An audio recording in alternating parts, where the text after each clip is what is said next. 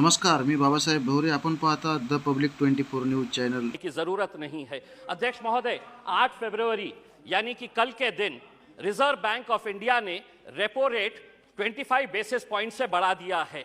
पिछले 4 मई 2022 को 4.40 हमारा रेपो रेट था।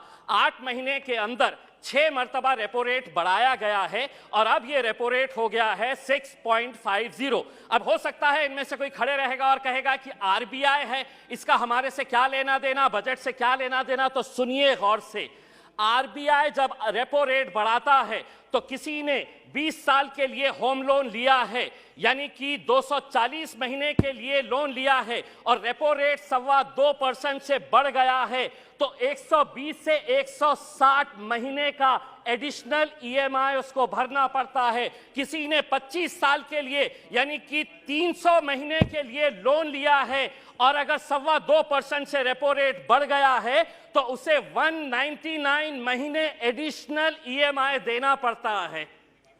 आप कहेंगे कि हमारा इससे क्या लेना देना, यही तो जादू का खेल खेल रहे कि आपने इनकम टैक्स के अंदर रिबेट दिए, बहुत सारे लोगों को खुश किया और सैलरीड क्लास को कहा कि हम तुमको इनकम टैक्स में रिबेट दे रहे, लेकिन अब जिंदगी के साथ भी और जिंदगी के बाद भी तुम्हारा ईएमआई चलता रहेगा, तुम्हारा लोन चलता रहेगा करके ये एक संदेश सरकार ने दिया है।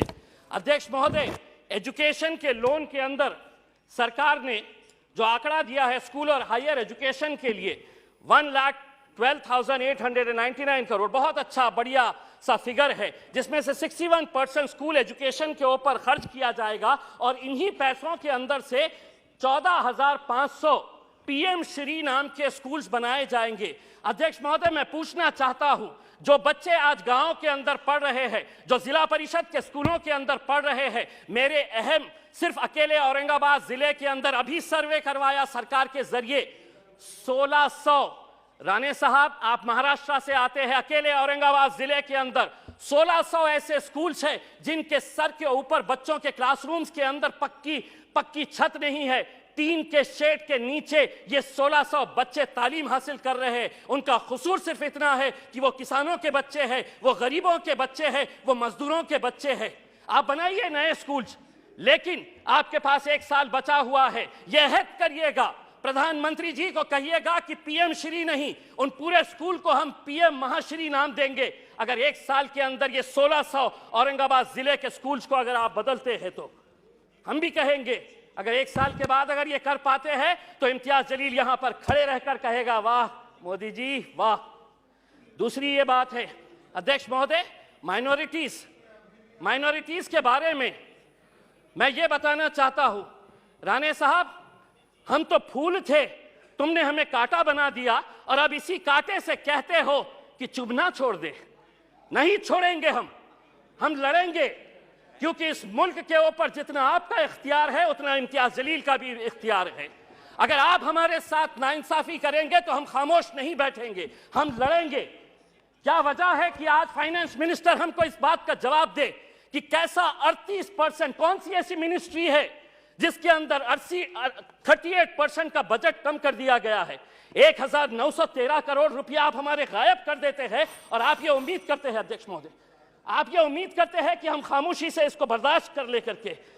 मैं आपको बताता हूं कि नीति आयोग की पॉलिसी डॉक्यूमेंट है, the action agenda and the strategy document ने क्या कहा है, Muslims and other religious minorities in India have been lagging in several development indicators including educational attainment, gender equality and workforce participation। इसके बावजूद भी आप 38% हमारा बजट कम कर देते हैं। 2022-23 के अंदर आपका टोटल बजट जो था उसके अंदर माइनॉरिटीज के हिस्से में कितना आया, तो 0.12%। इस बार जो बजट आपने दिए हैं वो कितना हुआ है, बी अगर देखा जाए तो 0.07%। अध्यक्ष महोदय 2 मिनट।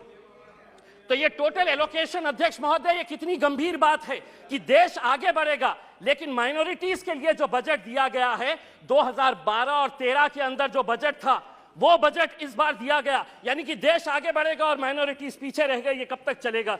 मेरी दूसरी बात ये है अध्यक्ष महोदय, आम आदमी को प्लीज फाइंड अप नाउ, अध्यक्ष महोदय, एक minute, GDP, fiscal deficit, monetisation, RE, BE, इससे कोई लेना देना नहीं है। इस देश के अंदर वो सम्मान के साथ कैसा जी सकता है, उसकी फिक्र बस उसे यही रहती है। हम वित्त मंत्री से इस बजट के अंदर ये उम्मीद कर रहे थे कि वो ईपीएस 95 के बुजुर्ग पेंशनर्स के बारे में बोलेंगे, वो किसानों की आय कैसी बढ़ाई जाएगी इसके बारे में जिक्र करेंगे। पूरे देश के अंदर कॉन्ट्रैक्ट, अध्यक्ष महोदय एक सेकंड, अध्यक्ष महोदय, पूरे देश के अंदर कॉन्ट्रैक्ट वर्कर्स जो है उनके साथ कैसी नाइंसाफी हो रही। पार्लियामेंट के अंदर भी कॉन्ट्रैक्ट वर्कर्स लगाए जा रहे हैं, उनका पीएफ नहीं भरा जाता, उनका ईपीएफ नहीं भरा जाता, ईएसआईसी का पैसा नहीं भरा जाता है।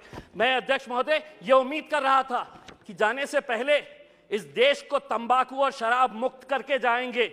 हम सराय होते आपको इसी बात के लिए अध्यक्ष महोदय। और हाँ, मैं जाते जाते सिर्फ इतना कहना चाहूंगा, मैं नाम लूंगा, मैं अडानी का नाम इसलिए लूंगा कि एलआईसी में मेरा भी पैसा है, एसबीआई का मैं भी कस्टमर हूं। प्रधानमंत्री हर एक के बारे में बात करेंगे, 140 करोड़ जनता मेरे पीछे कैसा है ये बताएंगे, लेकिन अडानी का नाम नहीं लेंगे। कहीं ऐसा ना हो जाए कि उस एक शख्स के चक्कर में 140 करोड़ जनता तुम्हारी हाथ से निकल जाए और आप लोग बस सड़क के ऊपर तालियां श्रीमती